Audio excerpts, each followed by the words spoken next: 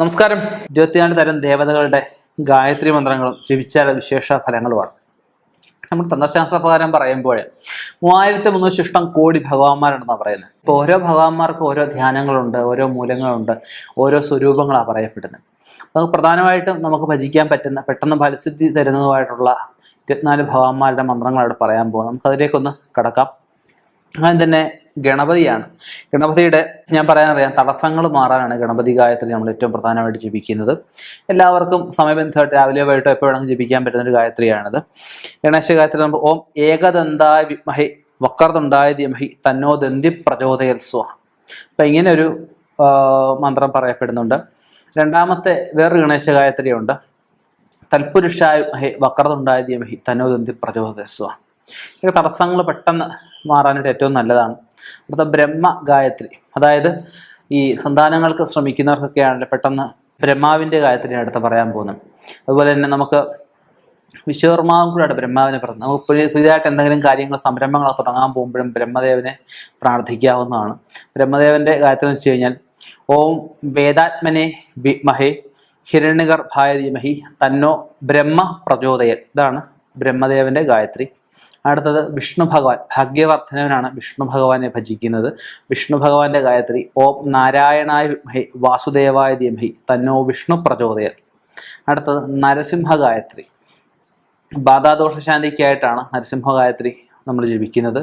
ഓം വജ്ര നഖായ വിദ്മഹേ തീഷ്ണദംഷ്ട്രായ ധീമഹി തന്നോ നൃസിംഹ പ്രചോദയൻ. ഇതാണ് നരസിംഹ ഗായത്രി. അടുത്തത് ശിവഗായത്രി. സൃഷ്ടി സ്ഥിതി സംഹാരത്തിന് അധിപതിയായിട്ടാണ്, അതായത് രുദ്രനെ പറയുന്നത്. ഭഗവാൻ ഒന്ന് പ്രസാദിച്ചു കഴിഞ്ഞാൽ സാധിച്ചെടുക്കാൻ പറ്റാത്തതായിട്ട് യാതൊന്നുമില്ല. സംഹരിക്കുക എന്നുള്ളത് ഭഗവാനെ ഭജിക്കുന്നവരെ എതിർക്കുന്നവരെ സംഹരിക്കുക എന്നുള്ളതാണ് ഉദ്ദേശിക്കുന്നത്. അത് ഓം തൽപുരുഷായ വിദ്മഹേ മഹാദേവായ ധീമഹി തന്നോ രുദ്ര പ്രചോദയൻ. ഒന്നുകൂടെ പറയാം. ഓം തൽപുരുഷായ വിദ്മഹേ മഹാദേവായ ധീമഹി തന്നോ രുദ്ര പ്രചോദയൻ. ഇതാണ് മഹാദേവന്റെ ഗായത്രി. മറ്റൊരു ഗായത്രി എന്ന് പറയുമ്പോഴും മഹാദേവന്റെ തന്നെ ഓം തൽപുരുഷായ വിദ്മഹേ സഹസ്രാക്ഷായ ധീമഹി തന്നോ രുദ്ര പ്രചോദയൻ.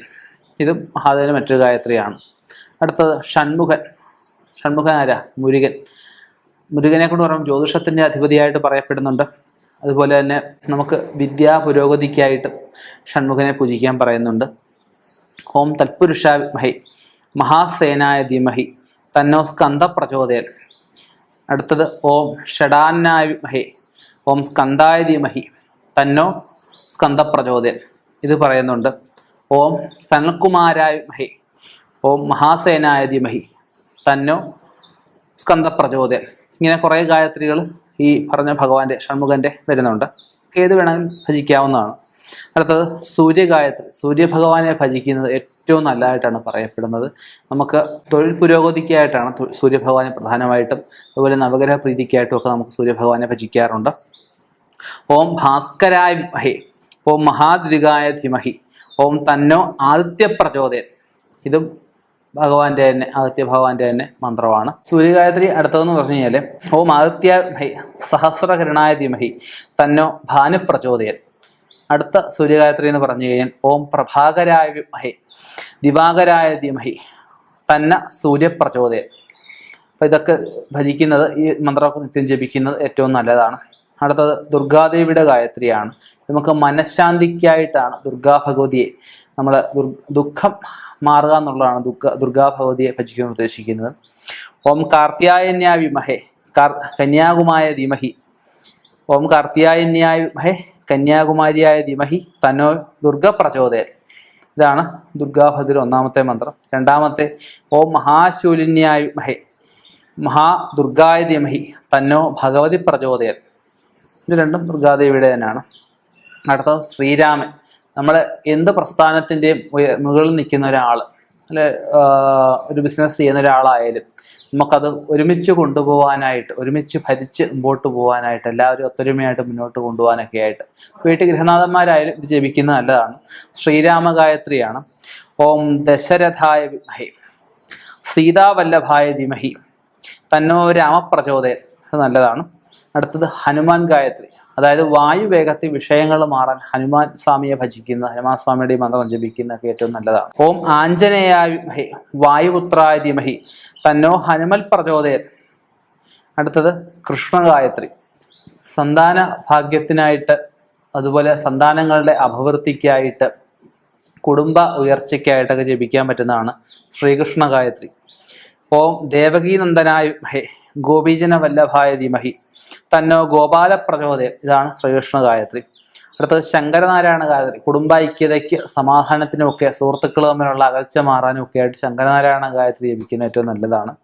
ഓം ശങ്കരനാരായണായ വിദ്മഹേ നാരായണായ ധീമഹി തന്ന പുരുഷ പ്രചോദയാത്. ഇതാണ് ശങ്കരനാരായണ സ്വാമിയുടെ ഗായത്രി മന്ത്രം. അടുത്തത് ലക്ഷ്മി ഗായത്രി. ഓം മഹാദേവ്യായ ച വിദ്മഹേ വിഷ്ണുപത്ന്യായ ച ധീമഹി തന്നോ ലക്ഷ്മി പ്രചോദയാത്. സാമ്പത്തിക അഭിവൃദ്ധിക്കായിട്ടാണ് ലക്ഷ്മി ഭഗവതിയെ പ്രാർത്ഥിക്കുന്നത്. അടുത്തത് പാർവതി ഗായത്രി. വിവാഹ സംബന്ധമായ തടസ്സങ്ങൾ മാറാൻ, പെട്ടെന്ന് വിവാഹം നടക്കാനായിട്ടാണ് പാർവതി ഗായത്രി ജപിക്കുന്നത്. ഓം സുഭഗായ വിദ്മഹേ ഹൈമവത്യായ ധീമഹി തന്നോ ഗൗരി പ്രചോദയാത്. ഇതാണ് പാർവതിദേവിയുടെ ഗായത്രി മന്ത്രം. അടുത്തത് ഭദ്രകാളി ഗായത്രിയാണ്. ഓം രുദ്രസുതാത്മഹേ ശൂലഹസ്തായ ധീമഹി തന്നക്കാളി പ്രചോദയത്സു. ഇതും ശത്രുദോഷത്തിന് തന്നെയായിട്ടാണ് നമ്മൾ ഉപയോഗിക്കുക. അടുത്തത് ശാസ്ത്രഗായത്രി. ശനിദോഷങ്ങൾ ഒഴിഞ്ഞു പോകാനായിട്ടാണ് ശാസ്ത്രഗായത്രി നമ്മൾ ജപിക്കുക. ശാസ്ത്രഗായത്രി. ഓം രേവന്തായ വിദ്മഹേ മഹാശാസ്ത്രയെ ധീമഹി തന്നോ ശാസ്ത്ര പ്രചോദയാത്. ഇതാണ് ശാസ്ത്രഗായത്രി എന്ന് പറഞ്ഞു കഴിഞ്ഞാൽ. അടുത്തത് സുബ്രഹ്മണ്യ ഗായത്രി. നമ്മൾ മുരുകൻ്റെയൊക്കെ ജപിച്ചു, അതിനകത്ത് ഞാൻ പറഞ്ഞിട്ടുണ്ടായിരുന്നു. ഓം സനത്കുമാരായ വിദ്മഹേ ഷഡാന്നായ ധീമഹി തന്നോ സ്കന്ദ പ്രചോദയാത്. ഇത് സുബ്രഹ്മണ്യൻ്റെ ഗായത്രി തന്നെയാണ്. ഇതും വിദ്യാപുരോഗതിക്കായിട്ട് ജപിക്കാവുന്നതാണ്. അടുത്തത് സരസ്വതി ദേവിയുടെയാണ്. അതും വിദ്യ പുരോഗതിക്കായിട്ടും കാര്യങ്ങളൊക്കെ മറന്നു പോകാതിരിക്കാനായിട്ട്, എപ്പോഴും ഓർമ്മശക്തി വർദ്ധിക്കാനും ഒക്കെ ആയിട്ടും സരസ്വതി ഗായത്രി ജപിക്കുന്നത് നല്ലതാണ്. ഓം വാഗീശ്വരിയായ വിദ്മഹേ സരസ്വതിയായ ധീമഹി തന്നോ വാഗീശ്വരി പ്രചോദയാത്. ഇതാണ് സരസ്വതി ദേവിയുടെ ഗായത്രി. അടുത്തത് ഓം വാഗ്ദേവ്യായ ച വിദ്മഹേ കാമരാജായ ധീമഹി തന്നോ ദേവി പ്രചോദയാത്. ഇതും സരസ്വതി ദേവിയുടെ ഗായത്രി മന്ത്രം തന്നെയാണ്. അപ്പോൾ 24 തരം മന്ത്രങ്ങൾ, ഗായത്രി മന്ത്രങ്ങൾ ഇവിടെ പറയുകയുണ്ടായി. അപ്പോൾ ഇത് സ്ഥിരമായിട്ട് ജപിക്കുന്നത് ഓരോ തരത്തിലുള്ള കാര്യസാധനത്തിനായിട്ട് ഏറ്റവും നല്ലതാണ്. സ്ഥിരമായിട്ട് ജപിക്കുക. ഇവർക്ക് പ്രാധാന്യമുള്ള ദേവീപ്രീതികരമായിട്ടുള്ള ദിവസം എന്ന് പറഞ്ഞു കഴിഞ്ഞാൽ വെള്ളിയാഴ്ച ദിവസമൊക്കെയാണ്, പൗർണമി ദിവസമൊക്കെയാണ്. ആദത്തിന് പ്രാധാന്യം ഞായറാഴ്ചയാണ്. ശനിക്ക് പ്രാധാന്യം ശനിയാഴ്ച ദിവസമാണ്. സുബ്രഹ്മണ്യന് പ്രാധാന്യം ചൊവ്വാഴ്ച ദിവസമാണ്. ഹനുമാൻ സ്വാമിക്ക് ചൊവ്വാഴ്ചയാണ്. ഗണപതിക്ക് ചൊവ്വാഴ്ചയാണ്. വിഷ്ണുവിന് വ്യാഴാഴ്ച, ശിവന് തിങ്കളാഴ്ചയും തിരുവാതിരയും ഒത്തുവരുന്ന ദിവസം, പ്രദോഷ ദിവസം. അപ്പം അങ്ങനെ ഓരോരുത്തർക്കും പ്രാധാന്യമുള്ള ദിവസം. പാർവതിദേവിക്ക് തിങ്കളാഴ്ച പറയപ്പെടുന്നുണ്ട്, ബുധനാഴ്ച കൃഷ്ണസ്വാമിക്ക് പറയുന്നുണ്ട്, വ്യാഴാഴ്ച വിഷ്ണുവിന് പറയുന്നുണ്ട്, വെള്ളിയാഴ്ച എല്ലാ ദേവിമാർക്കും പറയപ്പെടുന്നുണ്ട്, ഞായറാഴ്ചയും എല്ലാവർക്കും ഉപയോഗിക്കാറുള്ള ദിവസം തന്നെയാണ്. അപ്പം ശരീരശുദ്ധി ഉള്ളപ്പം നമുക്ക് പ്രത്യേകിച്ച് ഒരു ഗുരുവിൻ്റെ ഉപദേശമില്ലാതെ നമുക്ക് ജപിക്കാൻ പറ്റുന്ന മന്ത്രങ്ങളാണിത്. സ്ഥിരമായിട്ട് ജപിക്കുക. തീർച്ചയായിട്ടും അതിൻ്റെ ഒരു നല്ല റിസൾട്ട് ഉണ്ടാവും. ഇനിയും ഇതുപോലെയുള്ള വ്യത്യസ്തമായ മന്ത്രങ്ങളുമായിട്ട്, വ്യത്യസ്തമായ ഉപദേശങ്ങളുമായി കണ്ടുമുട്ടാം. നിർത്തുന്നു. നന്ദി, നമസ്കാരം.